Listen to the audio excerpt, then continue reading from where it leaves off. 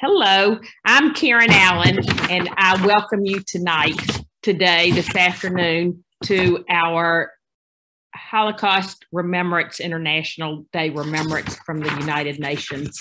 I am president of the Alabama Holocaust Education Center, and I hope that you note that we were formerly the Birmingham Holocaust Education Center and have recently received approval from the state to become the Alabama Holocaust Education Center, which reflects the statewide reach of the mission and to educate the people of Alabama about the history and lessons of the Holocaust so that we ensure that we will never again face such atrocities. Before we begin, there are a couple of housekeeping notes. One of them is that you are and will continue to be muted throughout the program, and you are encouraged to ask any questions in the chat, and then I will field them to Esther at the end of the program. And remember, anything you say in the chat can be seen by everybody. Tonight's program takes place on the 77th anniversary of the liberation of the Nazi Germany concentration and extermination camps. Auschwitz-Birkenau was liberated in 2005. Auschwitz-Birkenau was liberated in 1945. In 2005, the United Nations General Assembly passed Resolution 60/7 and designated this date, January 27th, as International Holocaust Remembrance Day. Resolution 60/7 honors the 6 million Jews who perished in the Holocaust, as well as the other 6 million victims of the Holocaust. It also calls for all nations to hold educational programs to remember the Holocaust and to help prevent future genocide. Each year, the UN sets a theme for this commemoration. This year's theme is Memory, Dignity, and Justice, and is intended to explore how preserving the historical record and challenging distortions are elements of claiming justice. At a time when Holocaust knowledge is waning and historical inaccuracies are quick to be shared, we recognize this is a pivotal time to seek justice for victims through Holocaust education. At the Alabama Holocaust Education Center, one way we preserve Holocaust history is by giving a platform and encourage our local survivors and second-generation survivors to share their stories. Tonight, I'm pleased to introduce Esther Levy, a member of our community who will share the story of her mother, a Holocaust survivor from Poland. We are so grateful to Esther for all the work she has done with our Holocaust Education Center, and that she continues to speak to the community and groups in schools and here. And by doing so, she honors the memory of, brings dignity to, and builds justice for Holocaust victims. Esther, thank you, and I turn this over to you. Okay, thank you, Karen. I'm going to go ahead and share my screen now.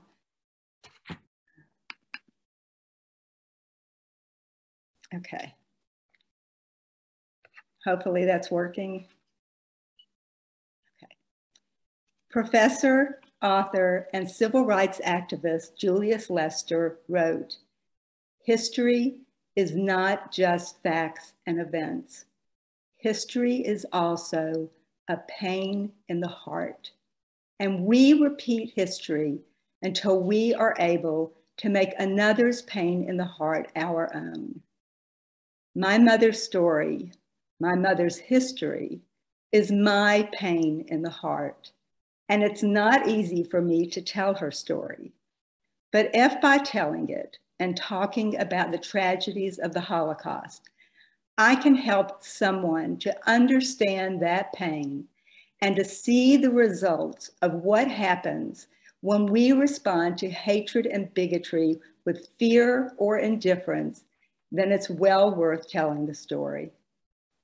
11 million people were murdered by the Nazi regime. Out of that number, 5 million were either political opponents and resistors to the Nazi ideals, Roma, people with mental or physical disabilities, Jehovah's Witnesses, and homosexuals. The remaining 6 million were Jews. The words or the terms genocide and Holocaust were created in response to what the Nazis perpetrated. My mother did not like to talk about her life during the Holocaust.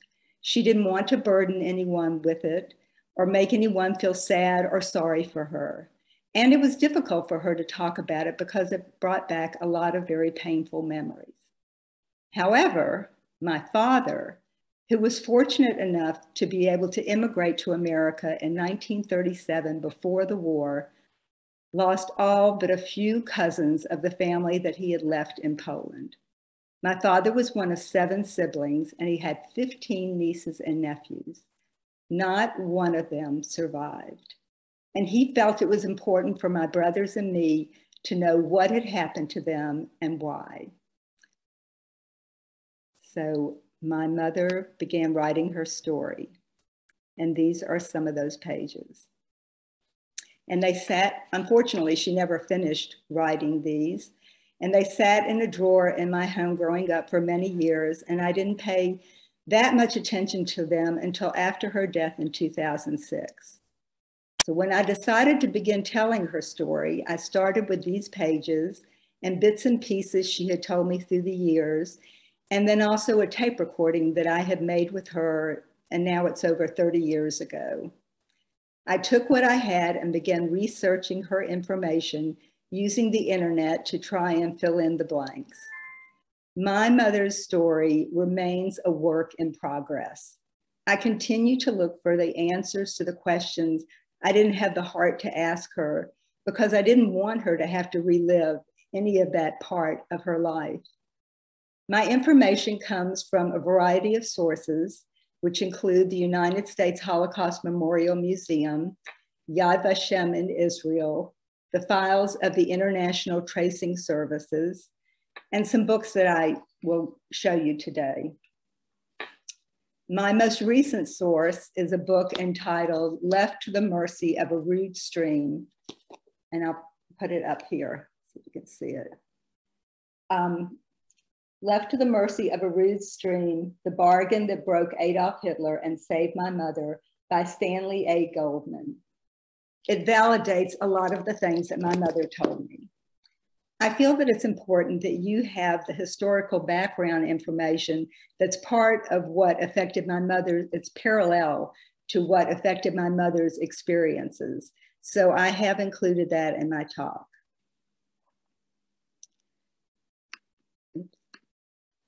My mother came from a small town in Poland by the name of Szczerców. Its Jewish population made up 1/3 of the town's total population at the time of the Nazi invasion. As far as her life in Szczerców, aside from bullies who would yell at them and tell them they didn't belong there and they should go back to Palestine, her life revolved around her Jewish community. The observances of the Shabbat, the Sabbath, and the beauty of celebrating the festival days and the holy days were some of her most precious memories. Her name was Tobi Komornik and later Gerson. She was born on June 27th, 1925. In America, her name became Tobi Gerson. And we believe this picture was taken shortly before the war. Her father was Ephraim Komornik, and her mother was Esther Komornik. My grandfather was a tailor, and my grandmother was a seamstress, and together they owned a small women's clothing shop.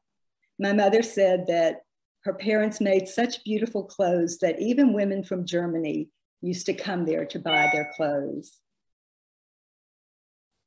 She had 2 brothers and 2 sisters.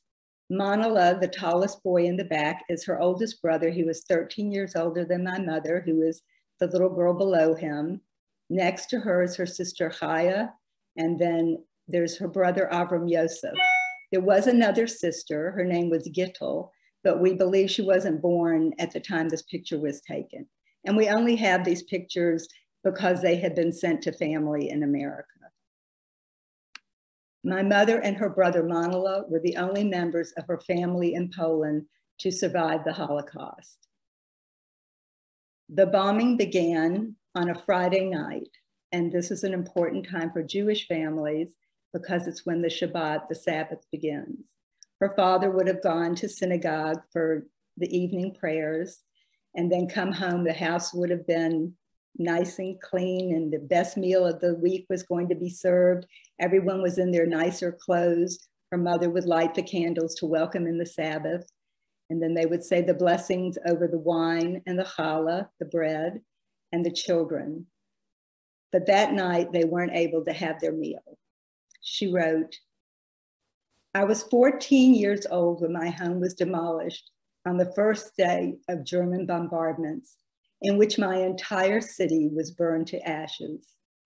My family and I traveled by foot for a week to reach what we hoped would be a shelter in the city of Lodz. We accomplished this by hiding during the day and walking by night. I am not able to describe the dangers and the difficulties on the way. I was thinking that there was a very bad time for me, but this was nothing compared to what was to come later. After the air attacks were over, we returned to our home and we found nothing. We were left with only the clothes we wore. Then we went to the town of Zlo, where we remained for a few months. We slept on the floor and stood in line all day to buy some bread, but many times we came away with nothing. Zlo was also where she would have first begun wearing a Star of David on her clothing. These so-called Jewish badges were implemented in 1939. The badge with the yellow star that most of us have seen began being used in 1941.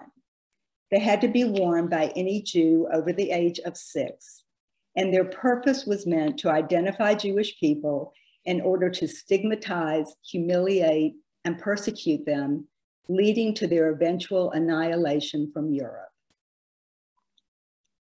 She wrote, "Next we journeyed to Prussia, where my father's family lived. There, the Germans took all the young people to a work camp a few miles from town. The older people they put in an open barn where they died from hunger and cold." She said that her job at the camp, at the labor camp, was to clear yards and build roads. And my research tells me that they were made to use the headstones from the local Jewish cemeteries to pave those roads. My mother was what you would call feisty. She was a small woman, less than 5 feet tall, but very determined. She used to sneak out of the work camp whenever she could at night and go home to see her parents and her sister Gittel. She wrote, "One time I found out that my mother was sick. I went to the head of the camp and asked him to let me go see my mother. I pleaded with him, but he said that he could not give me a pass. He told me to go on my own responsibility. So I ran to see my mother.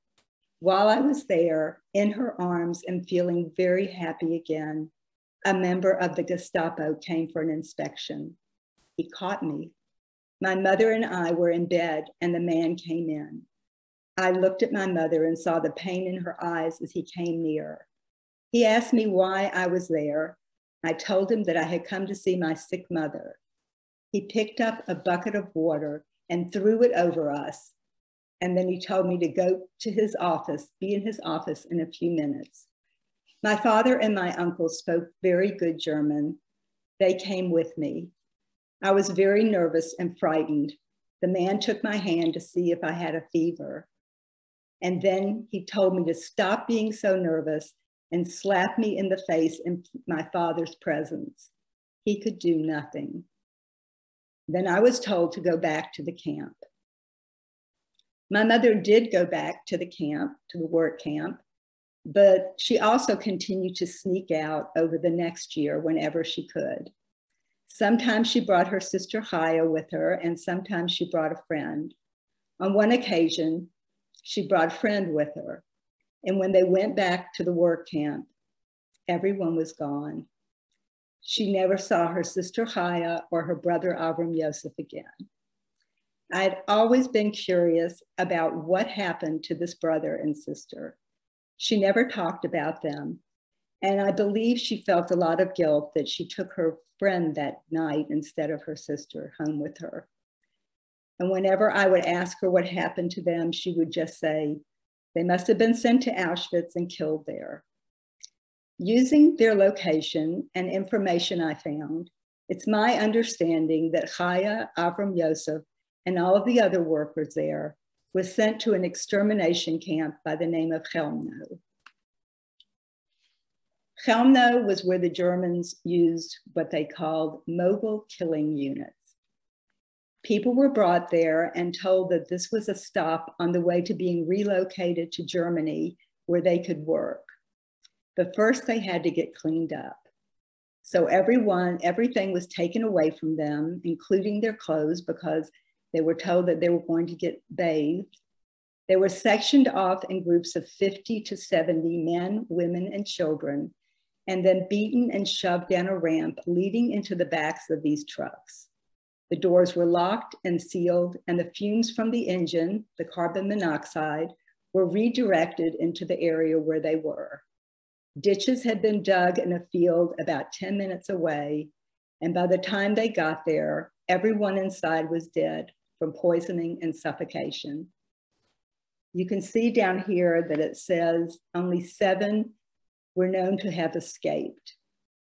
One of those people that escaped made his way to the Warsaw Ghetto and got in touch with the Jewish underground.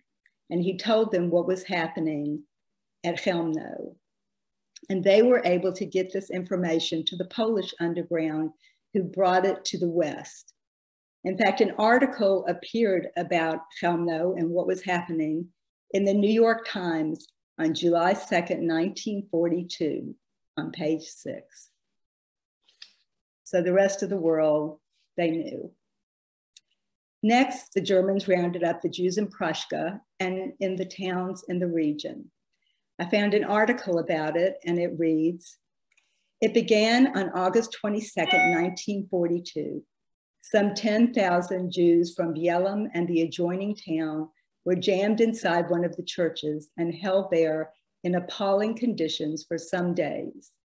A selection was organized inside the church and the courtyard, during which a group of 922 people were separated from the rest as being fit for physical labor and sent to the ghetto of Lodz. My mother was in that church. She said that a friend of hers told her that she heard that if you could tell the Germans you had some sort of occupation, that would be a good thing.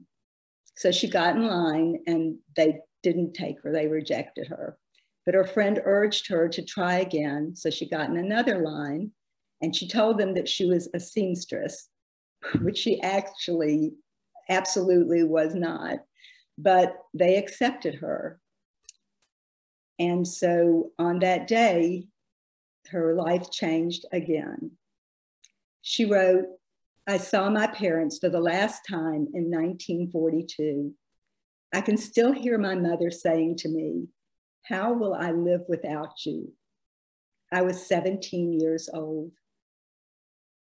The Germans sent me to the Lodz ghetto. I believe the rest of my family was sent to Auschwitz, but she was wrong about that. The article went on to say that the remaining Jews in Bielem were transported to the extermination camp of Chelmno. My mother never got over the loss of her family. After my father passed away, we brought her here to live in Birmingham, And she told me that every night she would look at her parents' pictures and cry for them. So my mother was sent to the Lodz Ghetto, a terrible place of starvation and death. And I have a short film clip that will tell you about the Lodz Ghetto.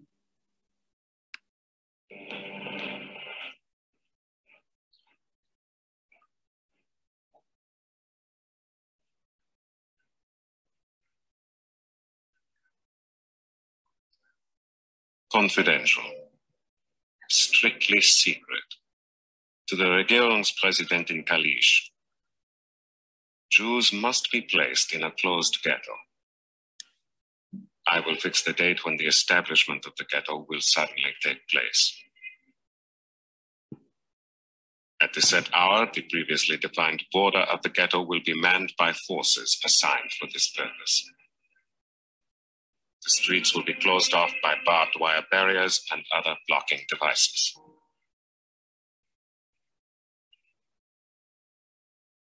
We must succeed in drawing out all the valuables squirreled away by the Jews. It is obvious that the establishment of the ghetto is only a transitional measure. I reserve for myself the decision of when and by what means the city of Lodz will be cleansed of Jews. In any case, the final aim must be to burn out entirely this pestilent abscess. Übelhorror.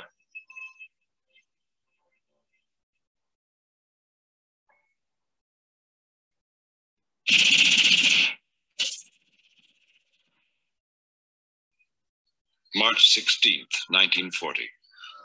Bloody Thursday. A pogrom in Lodz. Jewish tenants in the big apartment building on Piotrkowska Street are ordered to leave their apartments in 15 minutes. Anyone found inside is simply shot. 100 people are killed.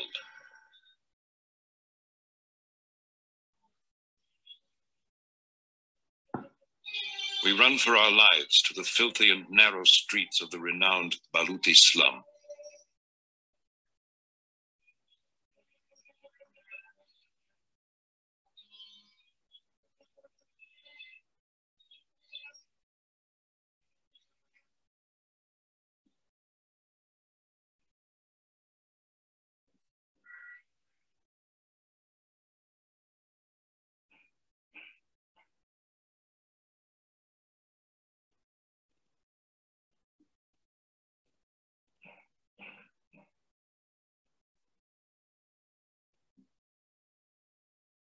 I am a simple Jew from Lodz.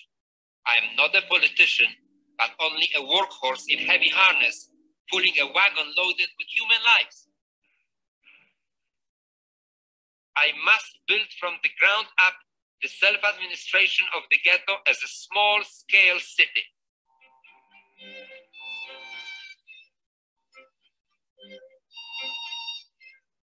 There are between 8 and 20,000 skilled workers in the ghetto.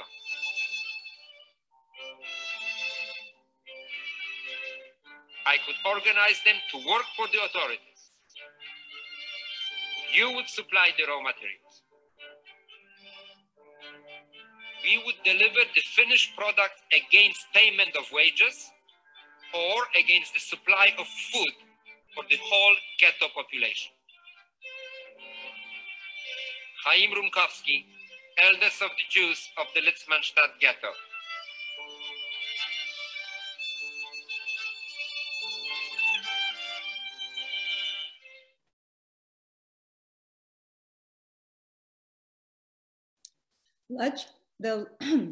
Lodz was the second largest city in Poland. Let me get this. And it was mainly known for textile manufacturing. The Lodz ghetto was the only ghetto to become a German business. There was almost 100 factories in the ghetto. They manufactured many different items, from textiles and uniforms for all divisions of the German military to leather goods, furniture, and ammunition. Even famous department stores and private businesses in Germany got in on the labor force in the ghetto and had their fine products produced there. Everyone over the age of 14 had to work, and in some cases, children over the age of 8. At its peak, it made over $100,000 a day for the Germans. That would be equivalent to close to $2 million a day today. In fact, this ghetto was so profitable for the Germans that it was the last to be liquidated. So the deal was that the Germans had free labor, and they were supposed to pay the Jews, or the people who lived there, in food. But the amount of food was less than minimal, and much of it was already spoiled by the time it arrived at the ghetto. I read that the Germans' first plan for Jewish annihilation was to slowly starve them to death. That plan became a reality of life under Nazi control.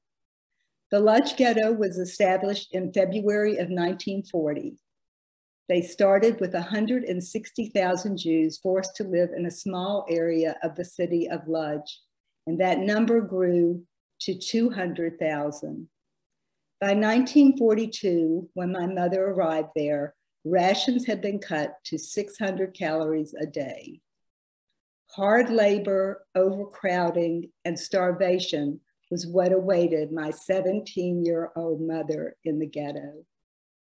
Their food rations consisted of a little oil, sugar, and bread, and they stood in line at whatever factory they worked at for a bowl of some sort of watered-down soup. Children at the schools there waited hours to get a bowl of soup or a piece of bread. And the ghetto was built in the most neglected part of Lodz, so most of the buildings had neither plumbing or heat. And there was a well where you could get your water, but people began leaving pots and pans on the roofs of the building to collect rainwater. And there were rations of coal for heating, but this supply got smaller and smaller. During the long winters, they began chopping up furniture and even dismantling the building itself to try and stay warm.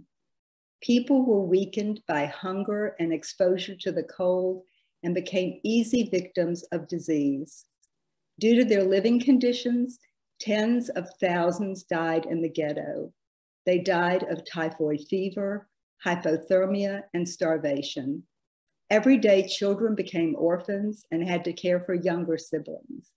And many orphans lived on the street and froze to death in the winter. And some people ended their lives just to escape their hopeless existence. In the factories, you could be shot if a spool of thread was missing, and there was mandatory attendance at public hangings for those thought to resist. At first, my mother lived in a room with 4 other girls. She worked in a factory where she sorted needles.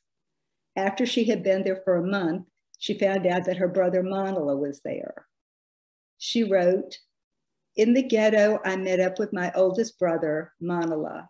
I cannot describe my happiness when I saw him. I asked him about our parents, but he knew nothing about them. He had been sent to Lodz from another camp."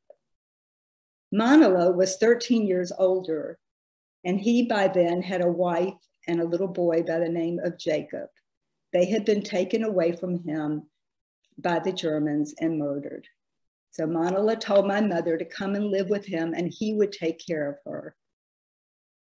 And that is where she stayed over the next 2 years until the ghetto was mostly emptied. She wrote, "We worked for the Germans very hard with very little to eat. And then we stood in line to get a little soup, which was made of potato peelings and water. Every day there was a different order. One day they rounded up the older men and sent them away. Then the second they rounded up the older women. The next day they took the pregnant women.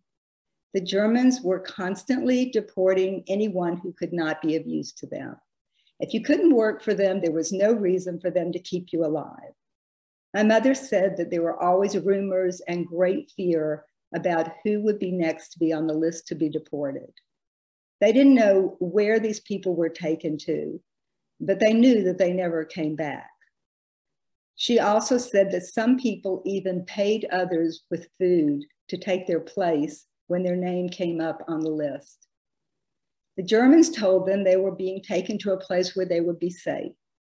But people were so reluctant to go that at times the Germans even withheld food to the ghetto to give people more incentive to be willing to leave. Nobody knew they were being sent to their death. And then they started to empty the ghetto. In September of 1942, an order was received to deport 24,000 people. This included children under the age of 10, anyone over 65, and anyone too sick to work. She wrote, "They took all the little children and the babies from their mother's arms. They threw them into trucks like they were little animals. Their crying and screaming was heartbreaking, but the mothers could do nothing." She told me that people tried to hide their children. And I read that the search for these children was relentless, and many times they were killed on the spot when they were found. I also read that some families committed suicide so that they would not be split up. My mother had a neighbor who lived across the hall from her. She had 2 daughters. She had to give up her younger child. My mother said the woman took a shoe off of her child's foot so she would have something left of her. Out of the 6 million Jews who were murdered, 1.5 million were children. After the children were deported, things slowed down for a while, but my mother and my uncle knew that their time would come eventually. And my uncle told my mother that if her name came up on the list before his, that he would volunteer to go with her. Here you can see a list of deportations. And it shows all of the deportations that went to Chelmno until August in 1944, when they began to send them to Auschwitz. And by the time the Russians liberated Lodz, there were only 877 sick and dying people.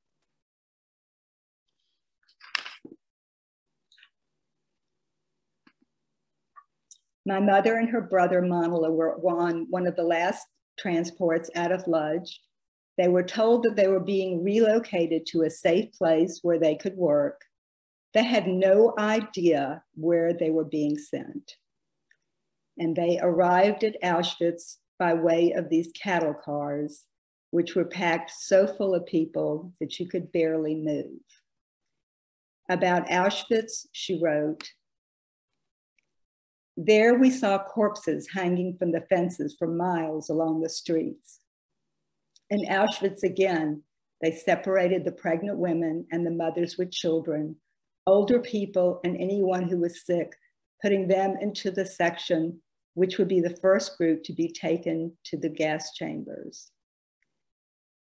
And she had told me before that the woman who lived across the hall, she said when they took her child away, in the end, it didn't make any difference because when this woman got to Auschwitz, both her and her other daughter were sent immediately to the gas chambers.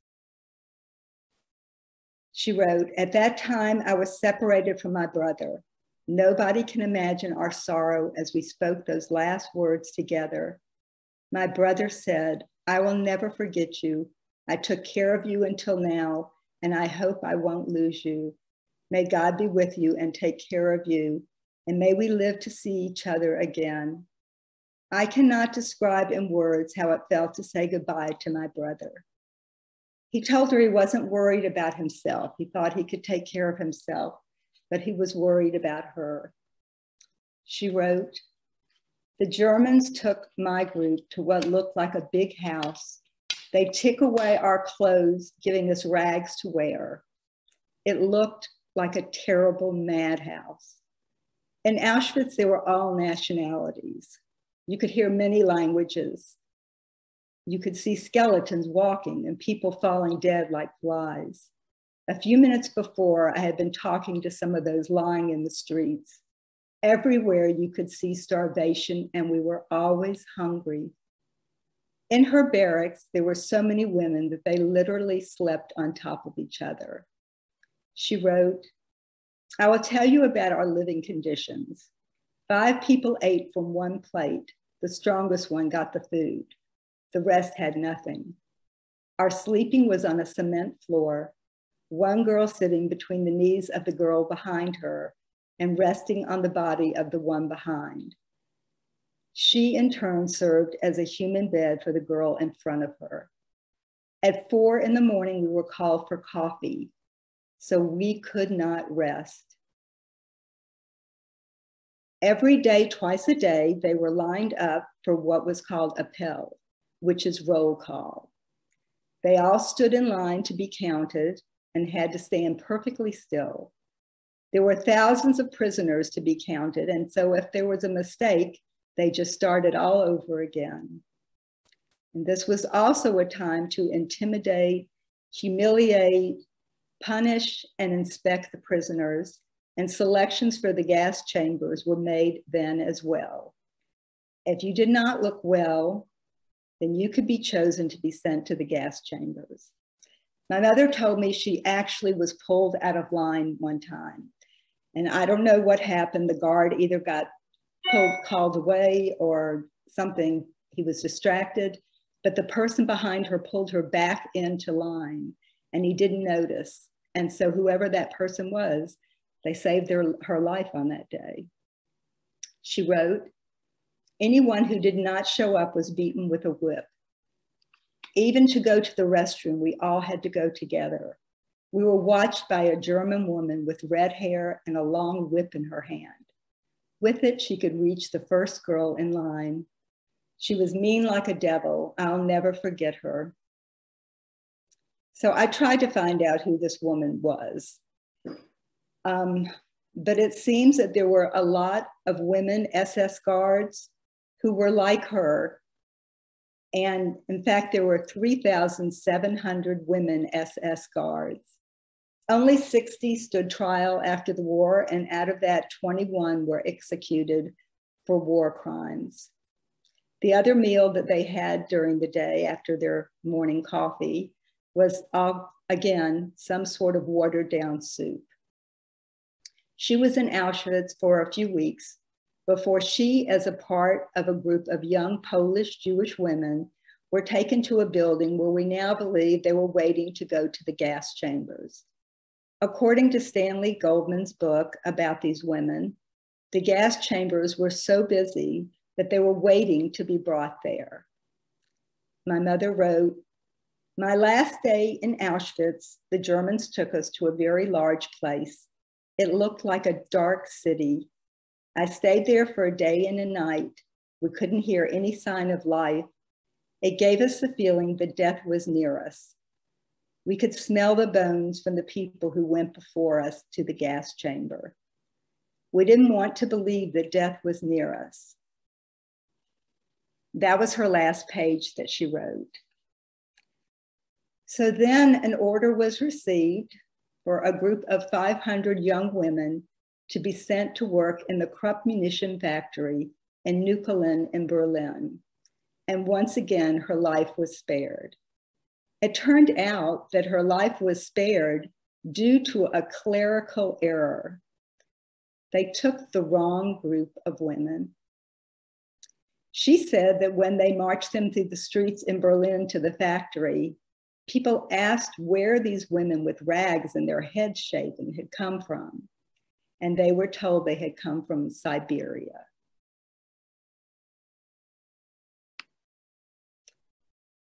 So the Krupp factory is where my mother ended up next. And there is so much to say about the Krupp factory that you could do a whole nother presentation. But I do want to tell you some things about the Krupps and their factories. The Krupps and their steel factories started all the way back in the 1500s. They were a much loved and respected family in their community. Through the generations, they became interested in producing ammunition and armaments. They found out during World War I how profitable it could be.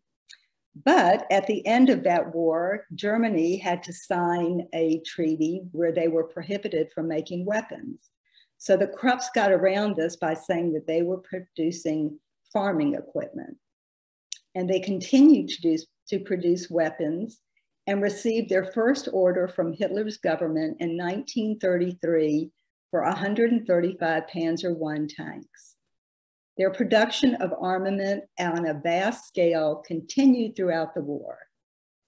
In 1930, Gustav Krupp's unfaltering nationalism for the fatherland turned him onto the path of becoming a stern Nazi supporter. In fact, he insisted on taking the same loyalty oath to Hitler that his military had to. This is how fascist leaders operate.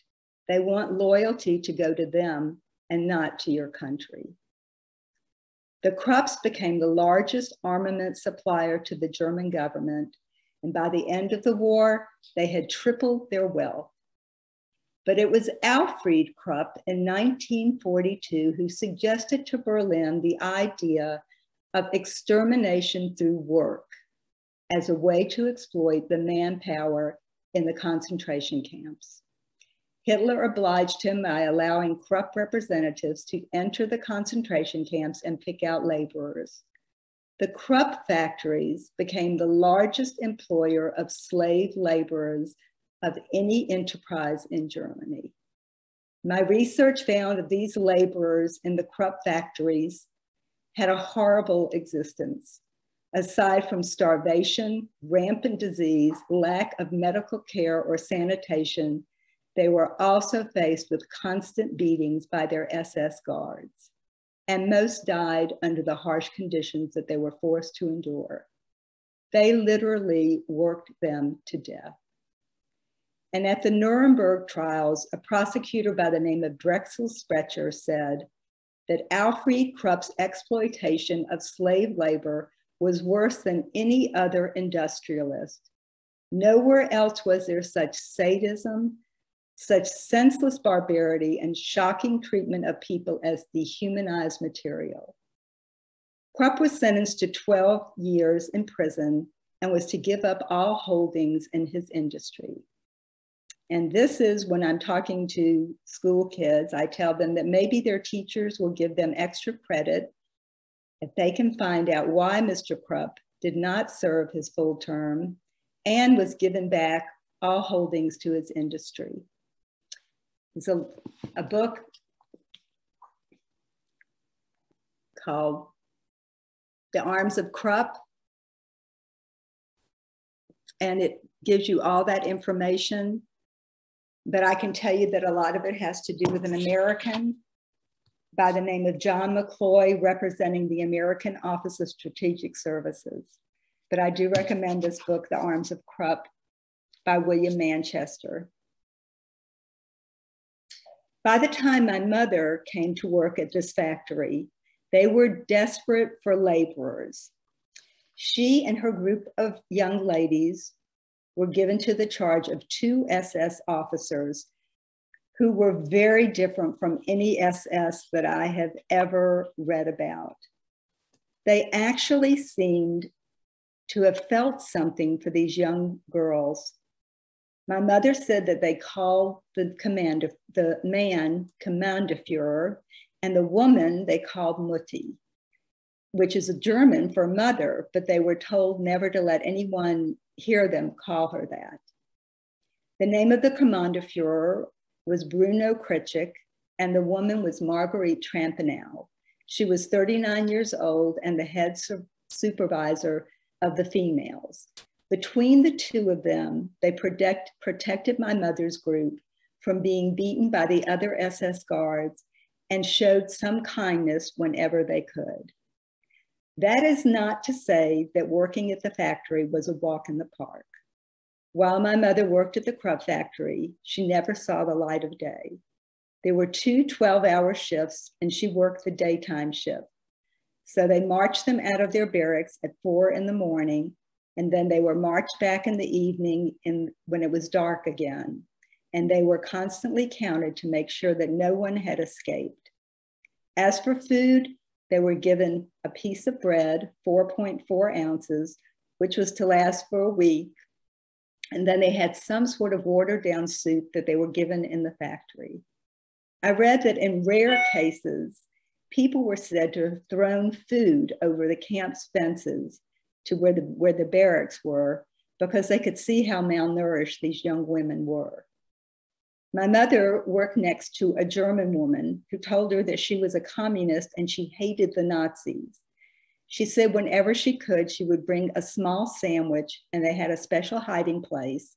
And she had to promise that she wouldn't tell anyone that this woman had done this for her because she could have gotten in a lot of trouble. She thought she was working on small clocks or watches, but they were actually working on components for airplanes, machine guns, and ignition devices. And that's why they needed these younger women, because they needed those smaller hands. On Saturday nights, the Americans always bombed the area that she was in. And when that happened, they had to hide in ditches that they themselves had dug. It was the only kind of shelter they were allowed. She said that at first, when the Americans came through bombing, they were so excited because they thought the Americans are coming and they're going to rescue us and they're going to save us. But then it became very difficult because at one point her barracks caught on fire and they couldn't get out unless the Germans let them out. She said that she cried because she was afraid that she was going to get burnt up with the barracks and her parents would never know where she was. During her work there, she cut her finger on a piece of metal and it became badly infected. She said she kept it hidden until she knew she had to do something about it. She knew that if there was something wrong with her, she was going to be sent away, so she had to hide it. This is where I wish I could have asked her questions. She told me that she saved up some of her bread and used it to pay someone who amputated the top part of her right index finger. I can't imagine how painful that had to be, but she said she had to hide it because she was so afraid of being sent away. After after she had been at the factory for 8 months, the Kommandierführer received an order that he must send half of this group of young women to the Ravensbrück concentration camp. The war was coming to an end, and they knew, Mutti and the Kommandierführer must have known that they were sending these women to the gas chambers. My mother said that they gathered their group together and that Mutti and the Kommandierführer talked and talked and cried and cried. And finally, they told them that they could not choose who they were going to send. So when the time came to go, everyone was going together and Mutti and the Kommandierführer went with them. And she said that when they got there, he asked the guards to please not cut these girls' hair off again, that they had kept themselves clean. Ravensbrück was a women's camp with many subcamps, and they were used for slave labor, but at Ravensbrück, medical experimentations were performed on the women, and there was also a gas chamber and 3 crematoriums. My mother only stayed there for a few days before she and her group were rescued by the Swedish Red Cross. It was the end of the war, as I said, and the Swedish Red Cross were able to arrange a secret meeting with Heinrich Himmler.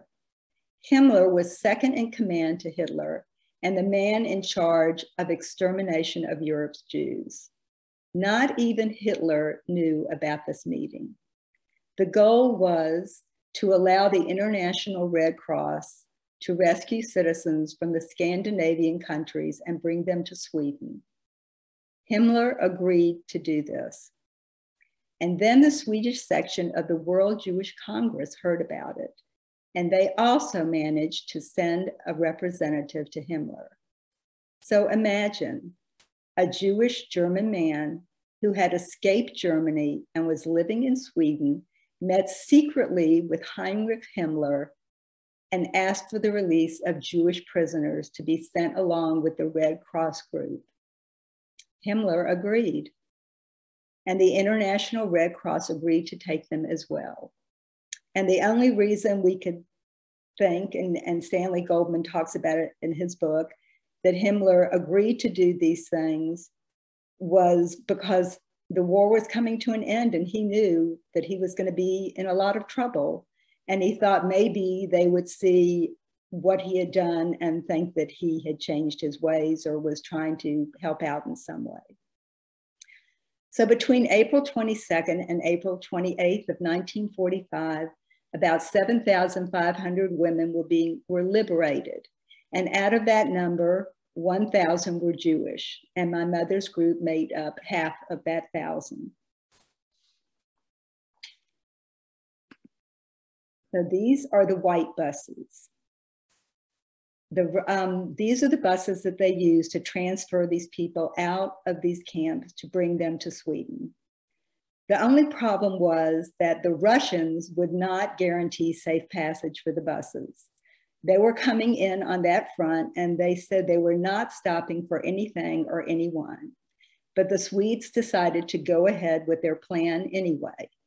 My mother said that the Russian planes were dropping bombs while they were trying to leave, and they had to stop often, pull off the road, everybody get out of the bus and hide before they could go on.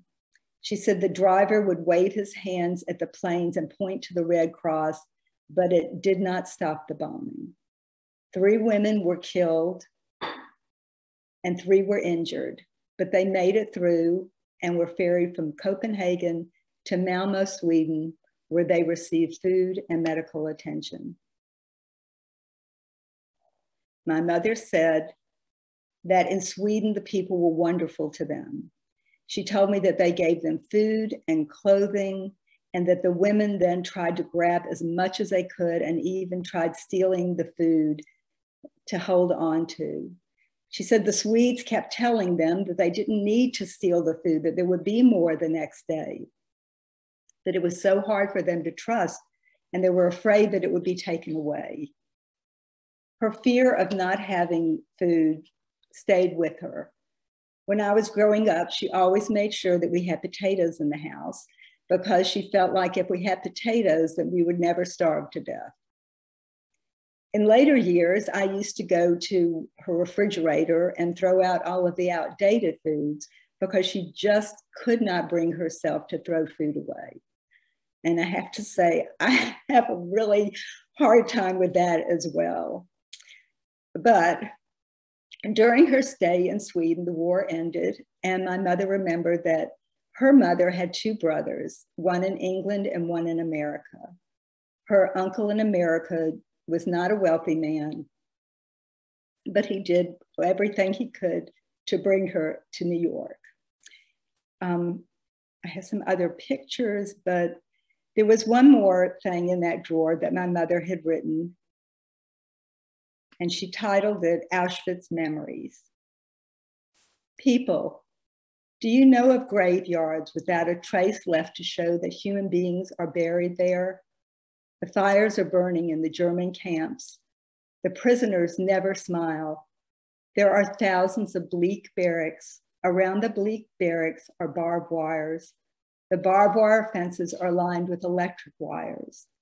When the sun comes out, somehow it is only for the German captors, but for the prisoners, it is always dark. Pains and complaints of the tortured never stop. We miss the days when we had freedom. We are bewildered. They bring more people to this man-made hell. What is to become of the people? To the Nazis who showed no mercy, these people were less than dogs. The SS men were sadistic killers. Their faces were evil and showed their mercilessness. We could feel that death was near us. It was cracking its whip to scare the people. Every minute we expected to be shoved into the gas chambers. Can you people understand what it means to be picked out? All you free people in the world, can you understand what it is to be called to stand in line and think it will be you who will be picked out for the gas chamber? With a clear heart and an innocent soul, we struggled with the fear of death. The lawless convicted us the innocent ones. The prisoner prayed with what little hope they had left in God. Oh, merciful God, send us some help. The last light in our hearts blew out, and the last little hope diminished with the ruthless Germans stood there laughing. Broken hearts, crying mothers. From the arms of the mothers, the children were taken away by brutal murderers, the soul dying in them for their children. All free mothers and fathers in the world. Free people, do you understand where are the convicteds' graveyards? With what kind of death did they disappear? Who is praying for their souls? Where are the children who were taken from their mothers? You haven't got a graveyard convicted, but we keep your memory deep within our hearts and our minds for always. And you will never be forgotten as long as we shall live. The Jewish people will never forget, but the rest of the world, will you remember? I want you to know that my parents, after everything and all their losses, they never taught us to hate anyone, but to treat everyone with the respect and dignity that we all deserve. We must learn the lessons of the Holocaust. We must learn from history. How was it that a Hitler and his Nazi party were able to take over a democratic republic? How could the German people be so deceived that they allowed their freedoms and their neighbors' freedoms, and in many cases, their very humanity to be taken away from them? I believe that we must learn from history, because if not, it will happen again and again. Every human being has worth, and we must protect and nurture the goodness within each other. Thank you for allowing me to speak. Esther, thank you for sharing this your most touching story in life of your mother. It was difficult, I know. It must be every time, and it was, and for me too. I had tears, and I'm sorry. I thank you. If you have any questions, please put them in the chat, and I will be glad to moderate that. We do have a little bit longer. Okay. I will start while somebody's putting up chats. I'm wondering, when your mother was survived with 500 women from Ravensbrück, was she able in her lifetime to be able to be in contact with any of those women? She never even talked about getting in touch with any of these women. I kind of feel like she just left that in her past. I think some of the other women did stay in contact, but I never heard her talking about anyone. One lady wrote, "Thank you. She admires your courage and how much she appreciates this." Thank you. I bet it was certainly a different time too to be in contact with people, because it was not that you didn't have Google back then. Right. You know, she does have a picture that she took. I have a picture of her with a group of women, and I think they were the women in Sweden. Oh, but wow. Like I said, they didn't keep up with each other. I think they also were all going to different countries when they left there. Did she meet your father in America then? Actually, my father is 15 years older than my mother, and they came from the same town. So they kind of knew each other. And after the war, my father was looking desperately for any information on his family. And someone told him that she had been with them. And she actually had, when she was in Zlo, they shared a room with another family, and it was his parents and his sister. And that was the last time she saw them. So she wasn't, unfortunately, able to give him any other information on her parents. But it started a communication between the two of them. And I think both their families kind of pushed them together. And also a question with curiosity, how and when your mother began to share her story and her life with you and your brother and sister.